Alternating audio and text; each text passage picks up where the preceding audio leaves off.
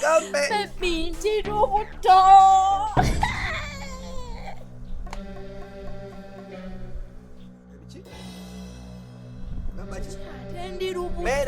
Muberamu. ALMAGIC production.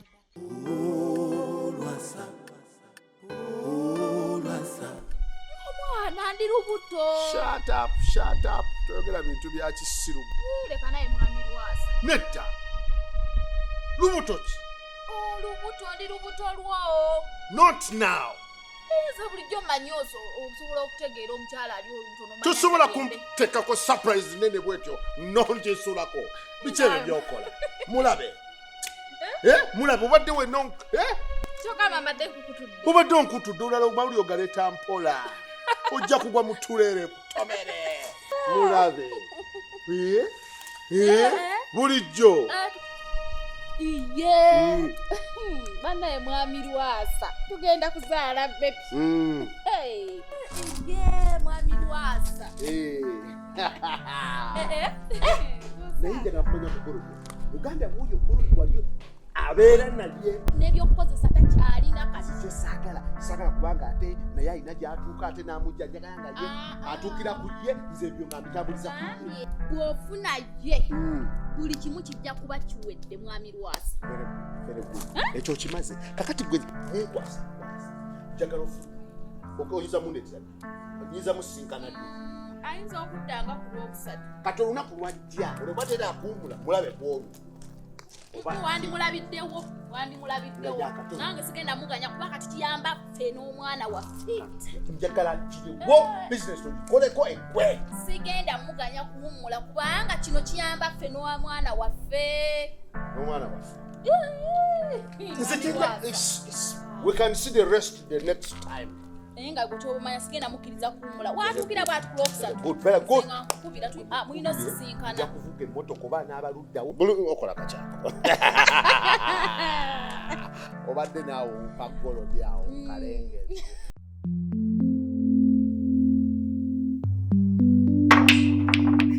Nakamaze singa okumanya mu nsi yonna. Bayo kwelindako. Bwatu sebo ndiwayeero togeza n'ozannya ebyange. Yiyo munda. Olowooza ogenda kumbangula? Ngenda okukuba ebyolimu. Kalikakubire guno gw'olimanya gy'olimba. Kano. Tokwata mu wayiti gireke ssebo. Wadde omanye egenda nnywayo. Gwe bawedde dda Ojja kukuba. Wandindetedde abamanyi ne mutandetera ate ayiga kunzannyirako. Okay. Olowooza ogenda kumbangula? Ndabira ddala nga ate wano nsetinga busetinzi. Guno munda kamusale guno.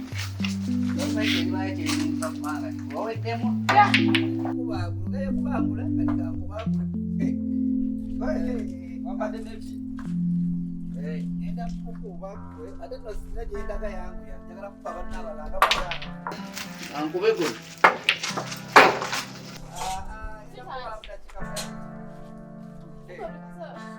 Baby, stole china ye. Osaze bo bote mwana soka ngano nyingira kono mambo oli wakati hapo mudde umusajja kukanywa tindwa ne. Bwe mwana soko jirozo olinda mukayala wafuna ko jirango zalya naye kubanga kakati ate baby wano watuka. Tuba tunaambia business. Baby. Mwana. Ya, naye chamanyo ina good news. Era mawulire Kubali good news. Tulawo mwana ndirebo. Kubanga tichemanyo omuntu wafala kagenda ayingira ku. Ngenza okujja wano. Nga gyenva. Okakasa. Nva musisinkana. Yeyingidde. Togeza. Sisobola naawe. Njagala good news. Era mawulire Malungi. buli lwe musisinkana. Ayagala kundaba. Ayongera kutya mu kamu. Ayagala kundaba katawulira afa. Oyogedde ku golodi. Bannange omusajja akyamuse. Mulekaja mukato jja mukyamulula. Omanya mukyamulula. Abadde agenda kulinnya nnyonyi lwakusanga. Mwansange gye ndi. Tobayikumbe ndi ku kulawundi. Kati otandise nno kati okubeeramu bulijjo byeggamba nti olina okwebeereramu kibayita okukola ki okwebeereramu kiddemu okukola ki okwebeereramu kati aweebeeredde mukola wano kati yagamba ki ayagala kulaba mbuddi Omugambe badde siriwo sinadda. Olaba abadde agala kulinnyannyanya akusanga eno. Ndowooza ayagala kundaba kati. Olubutto nnya. Wonna ngambye ne wono batiketa oba ayagala kuwumulamu owumulamu kati ayagala kulaba. Akyamuse. Tugenda mukyamukulula gwe muleke kyamuse. Kati tumulabe ku Lwokuna. Mbadde mugambye ku Lwakusatu. Wednesday. Tulenkomawo lwennyini. Mugambye okomawo Lwakusatu. Kiwedde. Ate nze kennyini ne mukakasa. Ki? Ne mugamba sigenda kuganya kati ku Lwokusatu wawula mugambye sigenda kyusa pulogulaamu. Ku Lwokusatu nze nja kuba nkubuulira wendi wagenda okunsanga. Ngenda kujjera nebibuli byange bifeeke golodi byange mu bulago wano ku mikono. Nyiza n'omuwaayo kamu ne mugamba kati kano kalaba kali kwalaali. Ate oyo muyigwese wonyiza n'omuwaayo akalaali nga kali ngaako kakatombwe kati ngaako alaali. Kuboze mufuna naawe okimanyi golodi mufuna. Mufuni akaweta kakali kwalaali kati nenkamwa ne mugamba oba golowooza byakusaaka kano kakomuko. Nagenda eyo n'apimamu n'alaba kati kanaasanga nga kali kwalaali. Nga buli mwamu gamba yalaali. Ngenda muwaayo wabula ate pulaani eyo nnungi gyenfunye nomuwaayo ku oligino.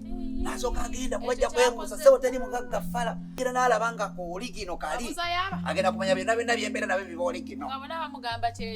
Golodi kyekyo. Naffe tukuba ssente kyekyo. Kala kyekyo buli kimu nga kyekyo. Baby leero mbadde mu good news. Ate nokyali kwebi. Kanaawe komekasale tokubaako mawulire. Mawulire ekiko tongambira ate wano nzize ebbali. Tuula storage ate. Gano mawulire ki abaabaga okuye mawulire. Kugambye nze nkoye okutuula. Kyekyo wabadde watambudde dda. Wedda ndi eri ne mwami Lwasa wedda ntudde. Mawulire ki aganyimusizza wali wansi galabika maaso. Good news ku good news. Nina amawulire Gampe. Mawulire ki? Good news kiki? Gampe. Baby ndi lubuto.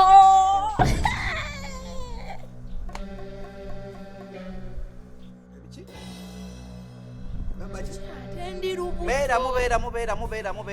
Beeramu. Tusanyuse. Kati good news zonyimisiza okuva eri mbutu jeno mbuze good news. Badde manyi mwana olinawo n'ekintu ky'ongamba ekirimu serious. Beeramu naawe ate naawe totandika. Kati tufaddeka oli pregnant naawe. Mwana tazuulako sitoolezo za pregnant. Kale engeri gyona tomala gangamba mwana bya lubuto sawa. N'omulimu tegunnakuka tukyali mu kugoba bya ssente. Kati beera tennaba naakulaba ng'ebeera best kyale kati mwana bitebe by'otandise naawe. Jukira tukyali ku mulimu gwa ssente tufune ssente kati omwana akati bikiri nze nkoze nsobya okubulira nti ndi lubuto. tunaba nakufuna amajja nawe dde omulimu ogulaba tegunaba nakutuka kati tegolerewo sitole za pregnant. Mwana nenaawe mwana waliwo n'emboozi omuntu zakuleera watandise ne good news ate kati otandise leeta bintu birala.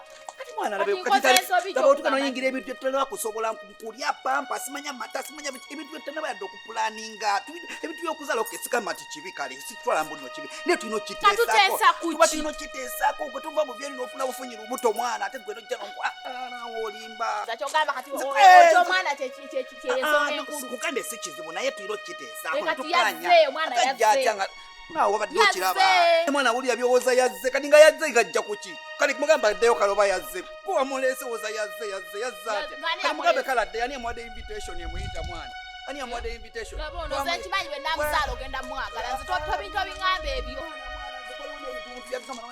zikupangulukuseeko mwana sikugembe nti okubeera olubuto kibi owulira naye tulina okyogerako nze naawe ne tukkaanya tulina okukyogerako era tuli mu kukyogerako kati kuno ng'ate weekiri bakyogerako ekyo tekata kinaba kubaawo anti kati yazze yazze yamuyise ye mwana olinga agamba mbuno yazze twamukubidde essimu ne tumugamba jje tosobola naawe kati tulya byogera okunzizaamu simanya pampa simanya mwana ze nebyoŋŋamba yazze binsobedde mwana kale mwana labayo kati ezo sitole mbu yazze kati yazze kukola kyani yamuyise kati sitole za pampa simanya mata agala kusiba ssente oli mu sitole z'abaana naawe mwana olaba kyova olaba gobera ogamba muze nekyanga naye kati awo nekyanze eki gwe kyotalaba nekyanze wuliriza gobotobotwala kwati kikugwe wekyanga sikwekyanga manjogera alaali nga nkubuulira amazima gwe tosobola kuŋŋamba nti yazze nga jjatya nawe bitunuulira olabe ndowooza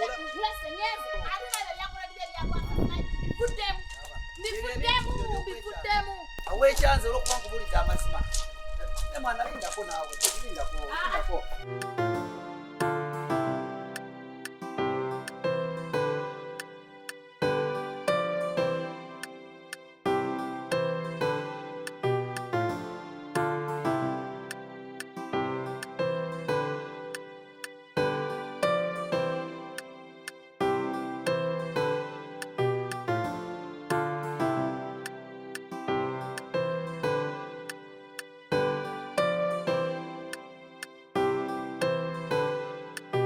buli kimu kifuule kyangu ng'ate kinyuvu nga bw'otukka ku ntikko y'obulamu bwo. ALMAGIC ez'okukuwa ekyo kyennyini obulamu bwo kye bwetaaga. Ffe tukyasinze okukwata emikolo ku butambi bwa vidiyo giyite video production ng'ate bya mulembe ddala. Kw'osa n'okukwata vidiyo z'embaga n'okwanjula wamma n'obulamu bwo tubukusembereza ddala awo wennyininyini w'oli. Tusangibwa Nyanama ku kalina eri mu maaso ga Movit n'ekipande kyaffe oba okiraba ku mwaliriro ogwa waggulu. Okumanya ebisingawo noti 753 56 73 oba tusange ku email almagicrecords@gmail.com oba ku Facebook, Twitter, Instagram ne YouTube. ALMAGIC for God and my camera.